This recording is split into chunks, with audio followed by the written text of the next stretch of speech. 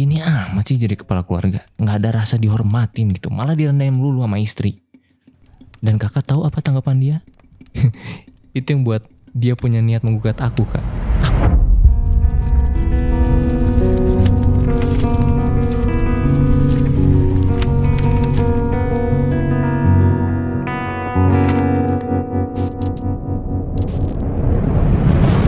Hai semuanya, gimana kabar kalian teman-teman? Semoga sehat selalu, semoga baik-baik aja. Jangan lupa minum air putih yang banyak, jangan lupa jaga kesehatan teman-teman. Jangan lupa juga buat nanyain dirimu gimana kabarmu hari ini. Depan kaca aja, ngomong sendiri juga nggak dibilang orang gila kok. Hari ini kita mau bacain curhatan lagi. Jadi makasih buat kalian yang udah percaya di Adela Wulandari buat curhat dari tahun berapa ya? Aku mulai curhat itu 2019 kayaknya. Iya. Jadi makasih buat udah percaya, tapi tenang teman-teman, kalau curhat di Adela Wulandari itu identitas dijamin aman. Dan ingat satu hal, buat kalian yang ngerasa konten ini nggak penting, ini penting banget karena nggak semua orang bisa jadi tempat curhat yang baik. Dan di sini kalian kalau butuh tempat untuk dengerin curhatan kalian, yang penting keluar aja dari diri kalian itu curhatannya. Di sini tempat yang benar menurutku. Jadi buat yang mau curhat langsung aja cek description box di bawah, ada email 23 geng, kalian klik aja, kalian curahkan isi hati kalian di situ. Jangan lupa juga sertain identitas kalian, foto KTP sama foto bareng KTP-nya. Kayak gini. Ceritanya nih KTP. Kita langsung aja dengerin curhatannya. Assalamualaikum Kak, salam kenal. Izin share ya, mau cerita permasalahan di keluarga kecil aku. Siapa tahu kakaknya punya solusi atau saran tentang nikah muda di usia 23 tahun dan pernikahan yang seusia atau seumuran. Aku sekarang usia 24 tahun dan posisi sebagai anak tunggal. Sedangkan istri aku tuh posisinya anak bungsu.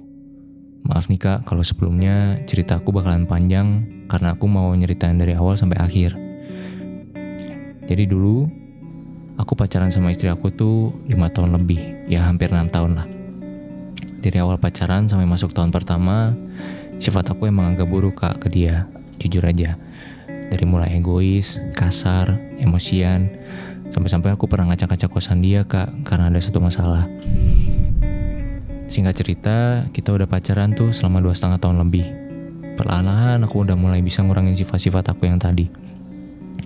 Dan semenjak itu kita mulai LDRan luar kota. Sebelum dia pindah keluar kota karena ada kepentingan dia, kita emang sering putus nyambung.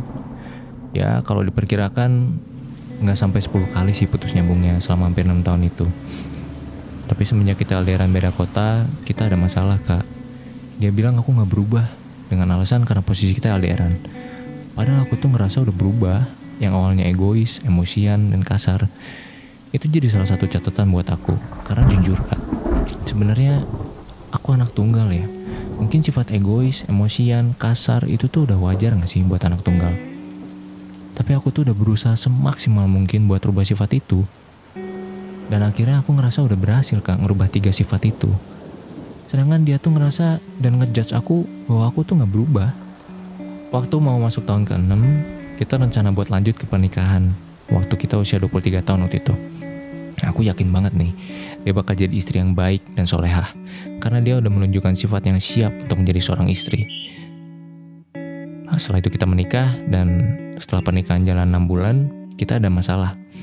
Dia mulai nunjukin sifat dan sikap aslinya sebagai anak bungsu. Dia gak bisa menghargai aku sebagai kepala keluarga. Aku emosi.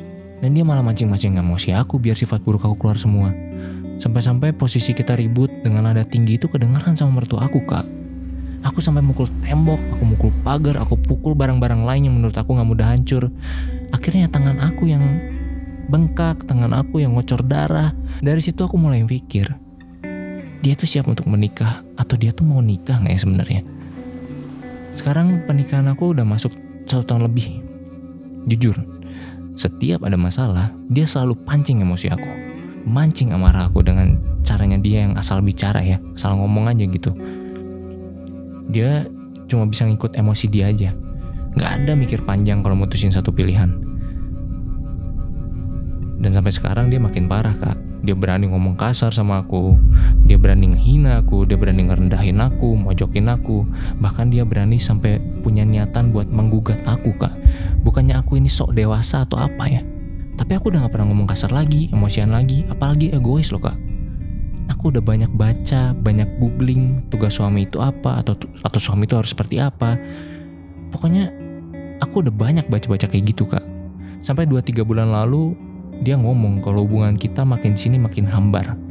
Itu jadi catatan lagi buat aku kak, buat introspeksi diri. Tapi kemarin kita lagi ada masalah lagi. Terus akhirnya aku ngomong kayak gini, aku udah gak nyaman, malah aku ngerasa kesiksa hidup sama kamu. Karena aku sebagai suami gak ada benarnya di mata kamu. Dan selalu dipojokkan, selalu direndahin. Kayak gak ada gunanya gitu. Kayak rendah banget gitu suami kayak giniin. Aku berani terbuka ngomong kayak gitu karena itu yang aku rasain kak. Bahkan aku berpikir gini amat sih jadi kepala keluarga. Gak ada rasa dihormatin gitu, malah direndahin dulu sama istri. Dan kakak tahu apa tanggapan dia?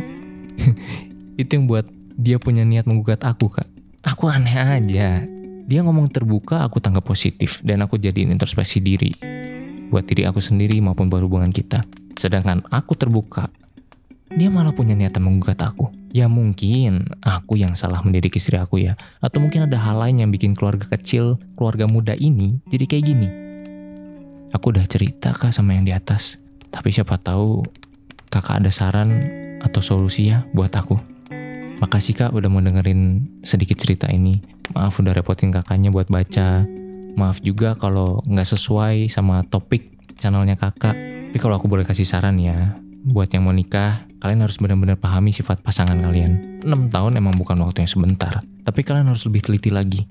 Buat pasangan yang lain, aku berdoa semoga diberi kelancaran.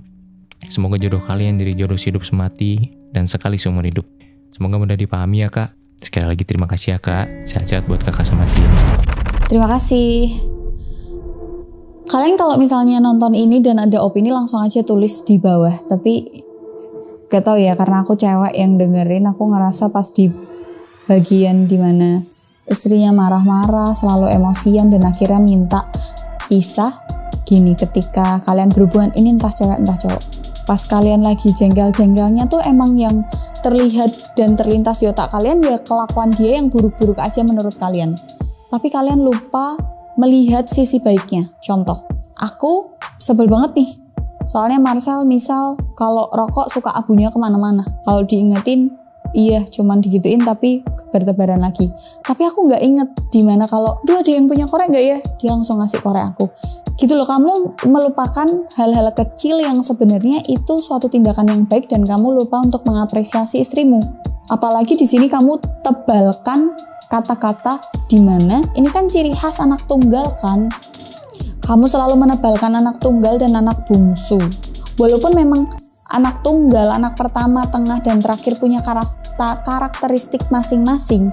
Tapi nggak ada salahnya ketika anak tunggal tidak egois. Nggak ada salahnya kalau anak tunggal nggak selalu ingin dimengerti. Nggak ada salahnya kalau anak tunggal itu juga perhatian. Justru pertanyaannya akan balik ke kamu 6 tahun pacaran ngapain aja. Sampai kamu nggak tahu sifat asli istrimu. Walaupun mungkin banyak orang yang sudah menikah akan menentang omonganku ini kayak, Mbak, kamu kan belum pernah menikah, kamu nggak tahu rasanya gimana. Setelah menikah tuh bebannya beda. Setuju. Aku nggak pernah tahu gimana rasanya menikah, belum pernah tahu. Betul. Tapi aku berusaha untuk mengantisipasi kejadian-kejadian kayak gini ada di hidupku dengan cara apa? Ya selama apapun kalian pacaran benar-benar mengenal. Makanya orang tua banyak melarang orang untuk pacaran di usia muda karena apa? Masalah yang dia terima belum sekompleks ini. Dan anak muda, anak yang belum dewasa tuh nggak tahu kalau nerima masalah yang sekompleks ini mereka akan ngapain, gimana cara penanganannya. Aku jujur nggak bisa nanggepin cerita ini karena dimana ada masalah keluarga, kalau konseling, kalau kamu datang kemanapun, bahkan ke dokter kandungan, psikolog, ya ke psikolog keluarga karena masalahnya keluarga dan harus datangnya berdua. Walaupun nanti konselingnya beda-beda jamnya. Tapi kalau dari aku lihat ceritanya, aku cuman bisa ngasih saran ketika kamu ngobrol sama istrimu, Mas, jangan melempar tanggung jawab. Kayak, kamu ya, dulu kamu ngomong, dulu kamu marah, aku legowo, sekarang giliran aku ngomong kamu gini. Itu kayak ngelemparkan amarah gitu loh. Beda niat antara ketika ngajak ngobrol dengan perasaan kamu masih ingin mempertahankan hubungan ini dan mau hubungan ini jadi lebih baik, atau kamu ngobrol untuk menerima permintaan maafnya dia doang. ada bedanya, dan aku ngerasa kamu cuman butuh kayak permintaan maaf dan pengakuan aja dari istrimu kalau iya aku selama ini begini, aku minta maaf ya, iya kamu yang selalu begini, jadi kayak butuh pengakuan doang gitu loh Mas. Jadi besok lagi kalau saranku tuh itu, kalau ngobrol sama istrimu ya jangan nyente-nyente. Usahain jangan pas dia PMS, usahain jangan pas dia lagi bete, lagi capek. Usahain kamu ajak dia pergi jalan-jalan, happy-happy, habis itu diajak ngobrolnya pelan-pelan. Kalau tadi masalahnya kamu selalu ngerasa istrimu tuh mancing amarahmu dan berani berkata kasar, ya kamu omongin itu pelan-pelan, bener-bener pelan-pelan, halus, lembut, bener-bener rasanya tuh kayak kamu ingin memperbaiki hubungan, bukan kamu ingin pengakuan maaf atau pengakuan kalau kamu lebih dari istrimu. Itu sih kalau dari aku, kalau kamu minta saran itu saranku.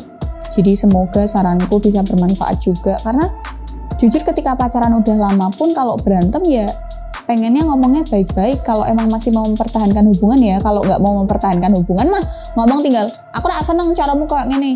Nah itu kan kayak melimpahkan amarah doang, tapi kayak melimpahkan doang tapi nggak ingin memperbaiki hubungan gitu loh, beda rasanya. Jadi ngomongnya harus pelan-pelan emang. Itu sih, semoga istrinya bisa nerima juga dan sama-sama introspeksi diri. Ingat namanya hubungan rumah tangga itu orang-orang pasti bilang 5 tahun awal itu berat-beratnya. Jadi ini umur pernikahan kalian kan masih 1 tahun atau 2 tahun, bahkan belum 2 tahun kan. Jadi semangat, semoga langgeng, amin. Gitu aja konten kali ini. Terima kasih buat yang udah curhat. Jangan lupa kalau mau curhat klik link yang ada di description box email 23 geng, di situ kalian bisa curhat. See you in the next video. Bye.